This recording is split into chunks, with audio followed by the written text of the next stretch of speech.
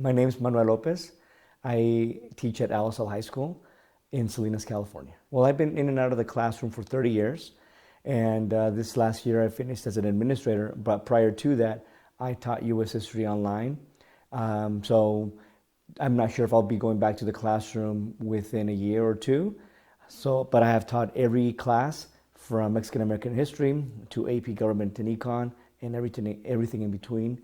So I've pretty much done the whole gamut. Getting a lot of information in the morning sessions was incredible. And I had to try to rank what is the most important thing that I need for what I want to teach. Professor Surin gave a lot of explanation about all the steps that lead to the genocide.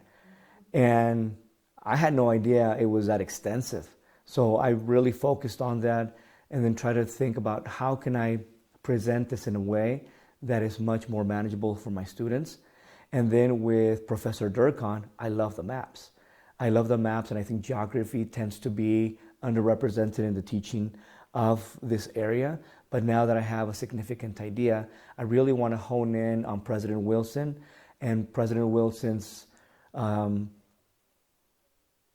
think, aspirations to want to make this area an American mandate without the Senate's approval. So I really want to explore that a little bit more because I never really respected President Wilson as an historical figure, and the fact that we waited as a country really a long time to get into World War I, knowing that the Armenians were going through this cataclysmic event, and where was the United States, the defender of freedom and truth and rights and democracy. So that's one of the reasons that I really didn't and don't really appreciate what we as a nation did, but that's what I have to go back and learn that information and fill my own gaps.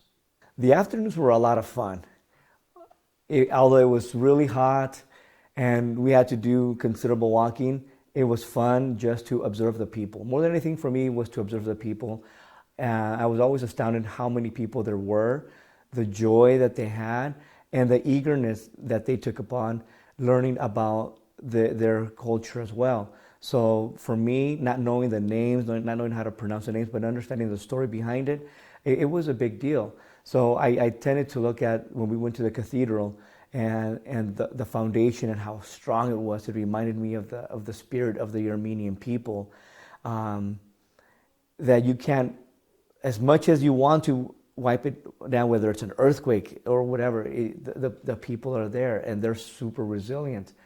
I saw that also in the manuscripts museum, and how you have these people restoring these documents that are ancient, and they're there. How did they survive? That's like, it boggles my mind that these manuscripts are available, and people are working hard to restore them, and it's just the energy that I have seen throughout. As a Catholic, I don't know if I would really count as being a practicing Catholic, although my wife takes me to church, although with COVID there's been a hiatus. But being here, I have been struck at how spiritual I have felt. I've never felt that before. When we were at Gerard, and I heard those incredible voices from the singers, I was just looking around and thinking, wow, this is just penetrating my soul and making me just think about the sorrow that the Armenian people felt, and I was just empathizing, and then I was in disbelief, and yet here was these sounds that were healing. It was healing, and it was making me also heal because of my lack of religious faith that I was born with. But now I'm very grateful to you for this experience in my transformation. One of the biggest concerns that I had was the safety of Armenia, and looking around the borders with all these imminent threats. I just felt hopeless that Armenia is going to remain a nation. And the professors, the different speakers, when I asked them these questions, everybody has so much faith that things are going to be okay. And I hope that's true. But when I just see the people at nighttime, at midnight, past midnight, and they're out and about, it's almost as if people are celebrating that they're alive. And and it just tears me apart.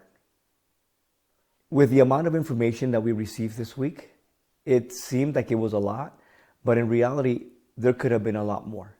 And I love learning as much as I can, because I have to then figure out how I need to use information and present it in such a way to my students that they can digest it.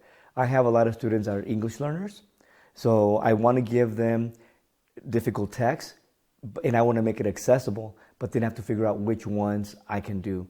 But receiving information from these highly educated professors, I am just so grateful that I received what I did. When we started the week walking to the memorial, I just looking at it from afar gave me some chills, because I didn't really understand what it meant. When I learned that it was this wound from above, but then I actually went inside where the pillars were, I felt a protection. I felt a protection from the pillars that are overlooking me. And you're looking at this flame, this flame of destruction. And it was so moving to know what it represents. And in this wound that is trying to heal itself, you see them coming together, but it's not quite there yet. So that means the world, as it pertains to the Armenian Genocide, hasn't completely come to grips with what happened. All museums are very unique. And going into this museum, I didn't have any expectations. I was here to learn as much as I could. And I think I spent a good 3 hours, if not a little bit more than 3 hours, because there's so much here. And just going through all the visuals, that's the part that I feel is the strength of the museum, the visuals. You can just gaze at one for a long time and trying to really understand what is happening, because we don't know. We don't know the whole story behind each image. So that, to me, has been the biggest takeaway. There is a lot of information on the placards that I think I received with professors in my own reading, but more than anything, it's just the images. And even before I came here, one of my lessons was going to be on Operation Nemesis, but actually seeing the picture of the person that did it and how young the person was, it's something that maybe the young people at my school can identify with, since it's the young people that tend to really take the torch and run with things. And that's one of the parts that was one of my favorite parts. To be more effective in teaching about the Armenian Genocide, one, as a teacher, has to feel the passion and have a sense of what took place. I could have done this online, I'm sure, but it would be bland, and I don't think I would have experienced the personal transformation that I did hadn't I been here, because just from the first evening when I got here, and I saw these families reunited at the airport and seeing the love, I don't see that. How am I going to see that through the internet? And then just seeing the vibrancy of the city, the magic that happens every night. You understand the people. You understand where they're coming from.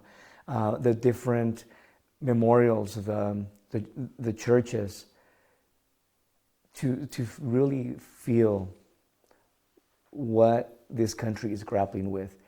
And I don't think I would be as effective doing it or hearing the professors in a way and looking at their expressions and having those side conversations that you can have while online. On the bus, discussing things with my colleagues. We don't have time to collaborate at home like that. Once you get off that Zoom call, that's it. But here we're having conversations at dinner as we're walking from one place to another. And I think it really deepens what we're doing. It's a question of what is the quality that we want our American teachers to have. And if we really want to make a dent in teaching the Armenian Genocide, then we have to, when the teachers that are coming have to know the importance and the wealth of information that we need. And then by bringing this information and having our teacher seminars, then present to the teachers and give them this information as well through the training that we received. And if you want this quality, I think this is the only way that you can do this, by having teachers experience, again, the being around the Armenian people and feeling that love, feeling the energy.